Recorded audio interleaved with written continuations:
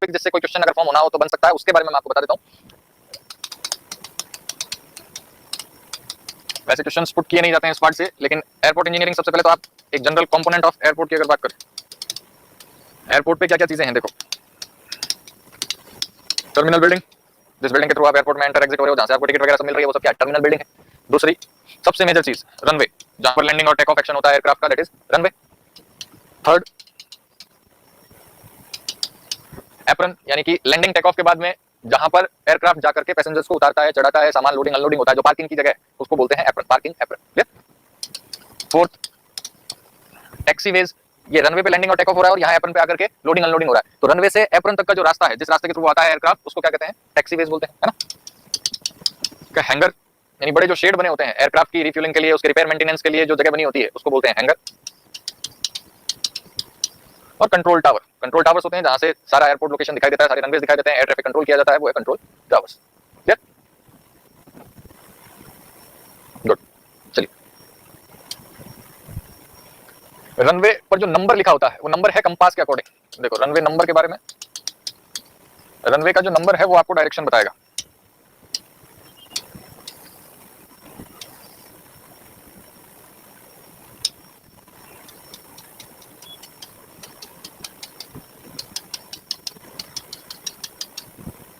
Runway पे number लिखे जाते हैं, जैसे यहाँ नंबर लिखा है बड़ा सा 9 और यहाँ नंबर लिखा है 27। तो ये जो रनवे का नंबर है ये आपको डायरेक्शन इंडिकेट करता है कि जो रनवे बना है वो किस डायरेक्शन में बना है, जो आपका कंपास है, नॉर्थ, साउथ, ईस्ट, वेस्ट, 0, 90, 180, 270। तो ये जो नंबर लिखा है वो ये डायरेक्शन बता रहा है कि ये जो डायरेक्शन है ये ईस्ट डायरेक्शन है और ये जो डायरेक्शन है वो वेस्ट डायरेक्शन है, यानी कि ये जो रनवे बना है वो ईस्ट वेस्ट डायरेक्शन में बना हुआ रनवे है। क्लियर। चलिए, ये रनवे नंबर का लॉजिक है। और उसके बाद एक लास्ट चीज मैं आपको बता देता हूँ, correction for runway length, correction on basic runway length. तीन तरह के करेक्शन अप्लाई किए जाते हैं, एक है करेक्शन फॉर एलिवेशन, दूसरा है करेक्शन फॉर टेम्परेचर और तीसरा है correction for gradient. Basic runway length का मतलब है कि जहां पर जिस लोकेशन पर आप एयरपोर्ट बना रहे हैं, उस एयरपोर्ट पर जो एयरक्राफ्ट ऑपरेट होने वाले हैं, उन एयरक्राफ्ट को लैंडिंग या टेक ऑफ के लिए कितना लेंथ रिक्वायर्ड होता है, वो चीज एयरक्राफ्ट मैनुअल के साथ आती है, जैसे कि 1 किलोमीटर हो गई फॉर एग्जांपल।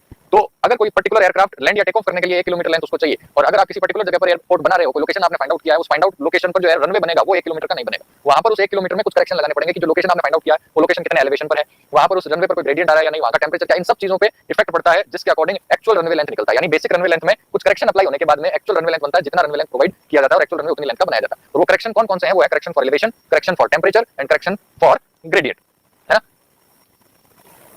तो ये तीनों तरह के करेक्शन लग करके और जो बनता है वो बनता है एक्चुअल रनवे लेंथ, यानी इंक्रीज कर दिया जाता है लेंथ को। इनके भी स्पेसिफिकेशन है, आप चाहें तो मैं स्पेसिफिकेशन आपको प्रोवाइड करता हूं।